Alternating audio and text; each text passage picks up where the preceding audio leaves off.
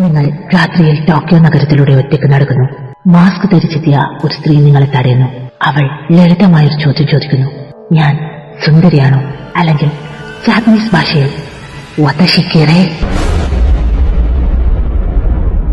ഒരു സ്ത്രീ രാത്രികാലങ്ങളിൽ സർജറി മാസ്ക് ധരിച്ചു വരികയും ഒറ്റയ്ക്ക് നടക്കുന്നവരെ സമീപിക്കുകയും ചെയ്യുന്നു എന്ന് പറയപ്പെടുന്നു.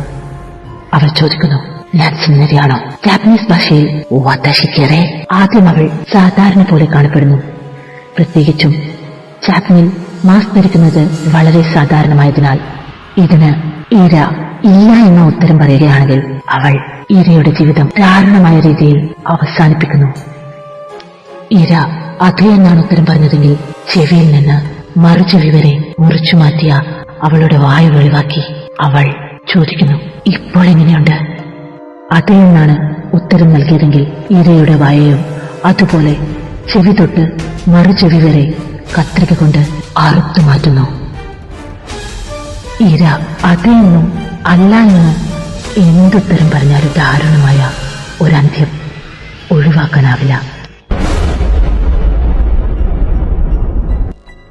ഈ നഗരത്തിലെ ഇതിഹാസം അറിയുന്നവർ പറയുന്നു, വളരെ കാലം മുമ്പ് അസാധാരണമായ സൗന്ദര്യത്തിന് പേരുകേട്ട ഒരു സ്ത്രീ ഉണ്ടായിരുന്നു. അവൾ സാമറായിയുടെ ഭാര്യയായിരുന്നു. സാമറായ് തന്റെ നാഥനെ സേവിക്കാനോ ദൂരെയുള്ള യുദ്ധങ്ങളിൽ ഏർപ്പെടാനോ ഇടയ്ക്കിടെ വീട് വിട്ടുപോകാറുണ്ടായിരുന്നു. ഒരിക്കൽ യുദ്ധം കഴിഞ്ഞ് മടങ്ങിയെത്തിയപ്പോൾ തന്റെ ഭാര്യയെ മറ്റൊരു പുരുഷനുമായി കണ്ട സാമറായി അവളുടെ വായ ചെവിയിൽ നിന്നും മറുചെവിയിലേക്ക് അറുത്തു. അവൾ കരഞ്ഞു നിലവിളിച്ചപ്പോൾ അവൻ വിളിച്ചു പറഞ്ഞതായി പറയപ്പെടുന്നു, നീയെപ്പോൾ സുന്ദരിയാണെന്ന് ആരാ കരുതുക? സാമറായി അവളെ ഉപേക്ഷിച്ചു പോവുകയും ചെയ്തു. കണ്ണാടിയിൽ സ്വന്തം രൂപഭേദം വരുത്തിയ പ്രതിബിംബം കണ്ട അവൾ ഒരു വലിയ മൂർച്ചയുള്ള കത്രികയെടുത്ത് സ്വന്തം ജീവിതം അവസാനിപ്പിച്ചു. സമാധാനം കണ്ടെത്താൻ കഴിയാതെ അവളുടെ ആത്മാവ് ജീവിത ലോകത്തേക്ക് മടങ്ങി. മാസ്കിന് പിന്നിൽ അവളുടെ വികൃതമായ മുഖം മറിച്ച് ജാപ്പനിലെ തെരുവുകളിൽ അവൾ അപരിചിതരോട് ഇതേ ചോദ്യം ചോദിക്കുന്നുവെന്ന് ഇപ്പോഴും പറയപ്പെടുന്നു. 1970കളുടെ അവസാനത്തിൽ കുച്ചിസാക്കി എന്നയെക്കുറിച്ചുള്ള കിംവദന്തികൾ കാട്ടുതീ പോലെ പടർന്നു. അവളുടെ കൂടുതൽ ദൃശ്യങ്ങൾ ചില പ്രദേശങ്ങളിൽ പോലീസിൽ റിപ്പോർട്ട് ചെയ്യപ്പെട്ടു. കുട്ടികൾ ഭയന്നു. ഒറ്റയ്ക്ക് വീട്ടിലേക്ക് നടക്കരുതെന്ന് സ്കൂളുകൾ വിദ്യാർത്ഥികൾക്ക് മുന്നറിയിപ്പ് നൽകി. മാതാപിതാക്കൾ കുട്ടികളെ വീട്ടിലേക്ക് കൊണ്ടുപോയി. എന്തുകൊണ്ടാണ് ഈ സമയത്ത് ഇത്രയധികം ഇത് പ്രചരിച്ചതെന്നും അധികം താമസിയാതെ മറന്നുപോയത് എന്തുകൊണ്ടെന്ന് ആർക്കും അറിയില്ല. എന്നിട്ടും ഈ ഇതിഹാസം ജാപ്പനിലെ ഏറ്റവും വലിയ നഗര ഇതിഹാസങ്ങളിൽ ഒന്നായി മാറി.